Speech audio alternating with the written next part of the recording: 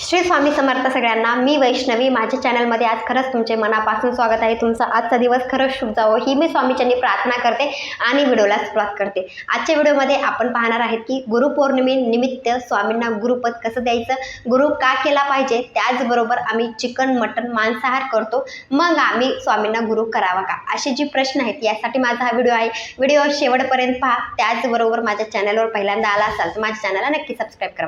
चला मग व्हिडिओला सुरुवात करूया। सगळ्यात महत्त्वाची गोष्ट, श्री स्वामी समर्थ महाराज हे राजाधिराज योगीराज ब्रह्मांड नायक आहेत।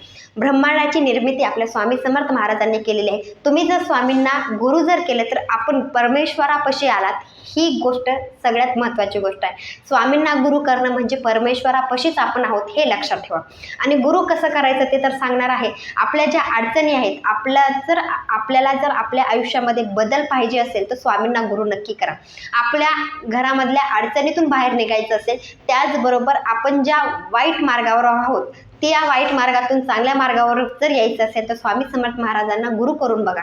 त्याचबरोबर आपल्या घरामध्ये ज्या गोष्टी होतात त्याच्यातून एक गोष्ट महत्त्वाची आहे की संकट अडचणी सगळ्याच्याच आयुष्यामध्ये असतात। माझ्यापासून तुमच्यापर्यंत गोष्ट आहे की संकट अडचणी सगळ्यांपाशीच असतात, सगळ्यांच्याच आयुष्यामध्ये असतात। असं कोणीच नाही, श्रीमंत असेल किंवा गरीब असेल त्याच्या आयुष्यामध्ये अडचण ही असते, संकट ही असतं। असं कोणताच व्यक्ती नाही की त्याच्या आयुष्यामध्ये अडचण पण नाही आणि संकट पण नाही, असं कोणीच नाही। सगळ्यांच्याच आयुष्यामध्ये ह्या गोष्टी असतात। एक गोष्ट आहे, कुणाचं दिसतं तर कुणाचं दिसत नाही, एवढीच गोष्ट आहे। सगळ्यात महत्त्वाची गोष्ट, स्वामींच्या सानिध्यात म्हणजे स्वामींना जर आपण गुरु केलं, त्यांच्या सेवा करायला जर सुरुवात केली तर आपलं जी पहिलं आयुष्य आहे त्याच्यापेक्षा दुसरं आयुष्य खरंच बदलायला सुरुवात होते। म्हणजे आपल्याला दोन बाजू आहेत। पहिलं आयुष्य म्हणजे आपण स्वामी समर्थ महाराजांना कधीच गुरु केलेलं नाही, आणि दुसरं आयुष्य स्वामी समर्थ महाराजांना गुरु करून आपलं आयुष्य बघा। ह्या दोन गोष्टीमध्ये खूप फरक आहे। पहिलं आयुष्य वेगळं असतं आणि दुसरं आयुष्य वेगळं असतं। दुसरं आयुष्यामध्ये आपल्या अडचणी आपल्या आयुष्यामध्ये असतात, संकट असतात, पण आपल्याला एक गोष्ट माहिती असते की स्वामी आपल्याला त्या अडचणीतून बाहेर काढणार।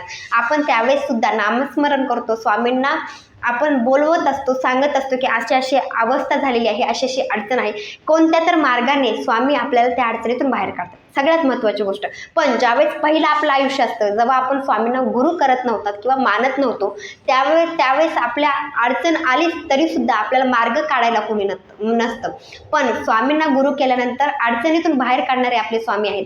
त्याचबरोबर आपण वाईट मार्गावर गेला जर असाल तर आपल्याला बाहेर त्या मार्गावरून चांगल्या मार्गावर आणणारे आपले स्वामी आहेत। आपल्या आयुष्यामध्ये जेवढ्या अडचणी आहेत त्या अडचणीतून बाहेर काढणारे आपले स्वामी आहेत। त्याचबरोबर आपलं सुख असेल, दुःख असेल, त्याचबरोबर होणाऱ्या आपल्या आयुष्यामध्ये पुढच्या होणाऱ्या गोष्टी आपले स्वामी लिहिणारे आहेत, हे लक्षात ठेवा। आणि सगळ्यात महत्त्वाची गोष्ट, आपलं आयुष्य चांगलं करायचं असेल, आपल्यापासून आपल्या पुढच्या पिढीचं चांगलं करायचं असेल तर स्वामी समर्थ महाराजांना गुरु करा। गुरु का करायचा हे तर तुम्हाला समजलंच असेल। सगळ्यात महत्त्वाची गोष्ट, ब्रह्मांड नायक आपले स्वामी समर्थ महाराज आहेत, त्यांच्याशिवाय कोणतंच पान हालत नाही, हे लक्षात ठेवा।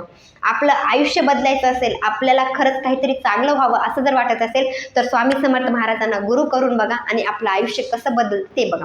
ही खूप महत्त्वाची गोष्ट आहे। त्यानंतर सगळ्यात महत्त्वाची गोष्ट, आम्ही चिकन, अंडी, मटण अशा गोष्टी खातो, मग आम्ही गुरु करावं की नाही असा प्रश्न सगळ्यांच्याच मनामध्ये येत असतो। एक लक्षात ठेवा, तुम्ही काही करत असाल, म्हणजे स्वामींची सेवा करणारे खूप जण आहेत, पण सेवा करून सुद्धा आपला मीपणा जर सोडत नसेल तर स्वामींची सेवा करून काहीच अर्थ नाहीये। आणि जी चिकन मटण खाऊन सुद्धा आपला मीपणा कधीच मांडत नाहीत किंवा मी माझ्याशिवाय होत नाही असं कधीच म्हणत नसतील तर स्वामी त्यांच्यासोबत नक्की असतात। असं नाहीये की स्वामी म्हणत नाहीत की जी चिकन मटण खात नाही त्यांच्यासाठीच मी आहे, असं कधीच स्वामींनी म्हणलेलं नाही किंवा ती कधीच म्हणत नाहीत। आपण टीव्हीवर किंवा आपण बघत असतो की स्वामी समर्थ महाराजांची जी मालिका आहे त्याच्यामध्ये सगळ्या गोष्टी, स्वामी चरित्र जे आहे त्याच्यातल्या सगळ्या गोष्टी एक एक गोष्टी करून त्यांनी सांगितलेली आहे। कथेनुसार एक एक पार्ट त्यांनी आपल्याला दाखवलेला आहे, त्याच्यानुसार आपल्याला समजलं आहे की स्वामी समर्थ महाराज होते तरी कशी, हे लक्षात ठेवा। म्हणजे असं कोणीच नाही, जी वाईट आहे त्यांना सुद्धा स्वामी चांगलं करायचा प्रयत्न करत आहेत। त्याचबरोबर स्वामींनी दरवेळी सांगून दिलेलं आहे की मी आहे, तुम्ही फक्त सेवा करा, तुम्ही फक्त चांगलं वागायचा प्रयत्न करा. तुमचे कर्म तुम्हाला कधीच सोडणार नाहीत. आपण जे कर्म केलेले आहे त्याचं तर परतफेड आपल्याला करावीच लागणार आहे. आणि एक लक्षात ठेवा, ज्याचं आपलं जे आयुष्य आहे, आपल्या आयुष्यामध्ये ह्याच जन्मामध्ये आपल्याला ही परतफेड करायची आहे. एक लक्षात ठेवा, तुम्ही जर स्वामी समर्थ महाराजांना जर खरंच या जन्मामध्ये गुरु जर केला तर पुढचं आयुष्य आपलं एक नंबर असणार आहे. म्हणजे एक सांगण्याचा असा अर्थ आहे, ज्या आयुष्यामध्ये आपले कर्म आपल्यासोबत आहेत, आपण जर या आयुष्यामध्ये या जन्मामध्ये जर कर्म चांगले केले तर पुढच्या जन्मामध्ये आपले स्वामी समर्थ महाराज आपल्यासोबत असणार.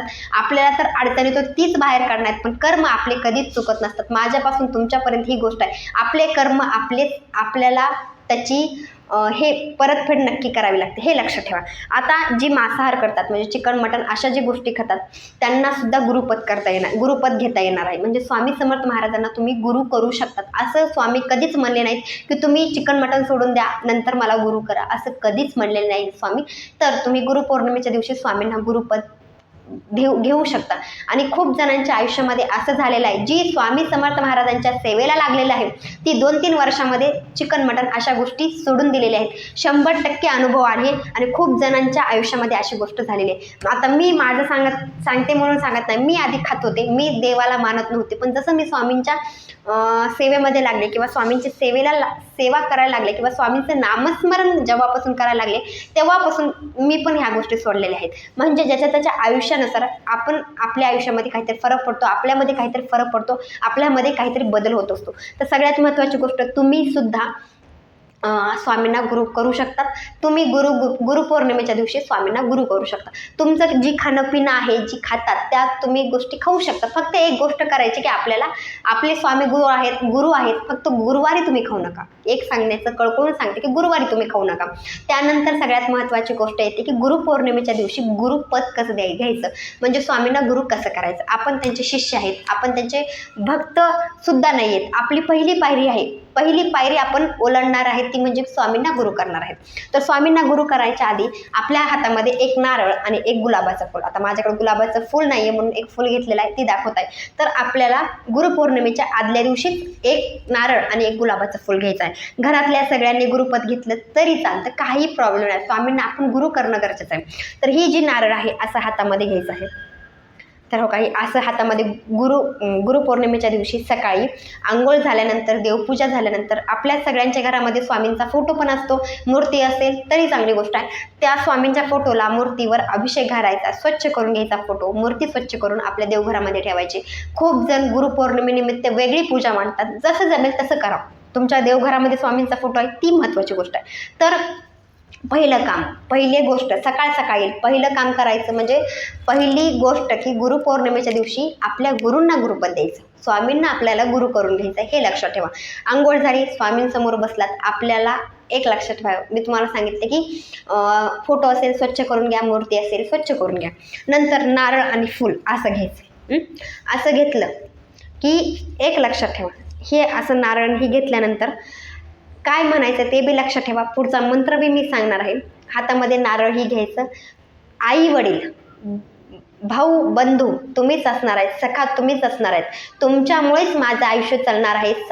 जी मला तुम्ही जन्म दिलेला आहे त्या जन्मामध्ये तुम्हीच माझे गुरु असावे आणि पुढच्या जन्मी पण तुम्हीच माझे गुरु असावे, प्रत्येक जन्मामध्ये तुम्हीच माझे गुरु असावे अशी माझी इच्छा आहे. आणि काही चुकत असेल तर तुम्ही मला माफ करावं. त्याचबरोबर मी जी आता शिष्य बनत आहे किंवा मी तुम्हाला गुरु करत आहे तर माझी साधी सेवा तुम्ही मान्य करावी आणि माझं गुरुपद तुम्ही मान्य करावा असं म्हणून स्वामींपुढे ही नारळ ठेवायचं आहे. स्वामींसमोर हे नारळ ठेवून द्यायचं आहे. म्हणजे आपल्या देवघरामध्ये हे नारळ ठेवायचं आहे. मग देवघरामध्ये जागा नसेल तर साईडला तुम्ही चौरंग ठेवा, चौरंगावर हे नारळ ठेवायचं. नारळ ठेवायच्या आधी त्याच्या खाली अक्षदा ठेवायच्या आणि हे नारळ ठेवायचं. अशा रीतीने साध्या पद्धतीने तुम्हाला गुरुपद द्यायचं आहे. नारळ आणि गुलाब अशा रीतीने स्वामींसमोर ठेवायचं आहे. हे झाल्यानंतर एक मंत्र म्हणायचा आहे. हातामध्ये तुम्हाला पाणी, उजव्या हातामध्ये 1 चमचा पाणी घ्यायचं आहे. उजव्या हातामध्ये 1 चमचा पाणी घ्यायचं आहे आणि एक मंत्र म्हणायचा आहे. ती मंत्र म्हणते, लक्षात ठेवा. अकाल मृत्यू हरणम सर्व व्याधी विनाशनम श्री स्वामी समर्थ पादोदकम तीर्थम जठरे ध्यार्या महम शिरसाट ध्यार्या महम.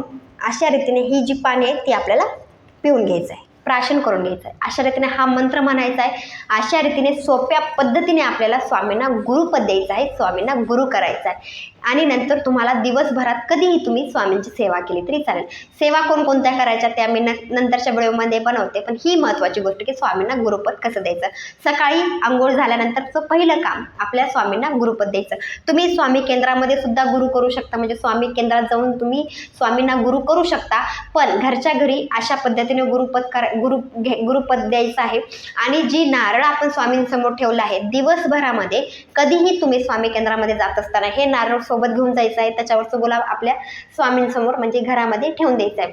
किंवा तुम्ही जर तुम्हाला इच्छा असेल की आम्हाला स्वामी केंद्रामध्ये जाऊनच गुरुपद द्यायचं आहे, तर तुम्ही नारळ आणि गुलाबाचं फूल स्वामी केंद्रामध्ये ठेवायचं आहे आणि हा मंत्र त्या ठिकाणी सुद्धा तुम्ही म्हणलात तरी चालेल.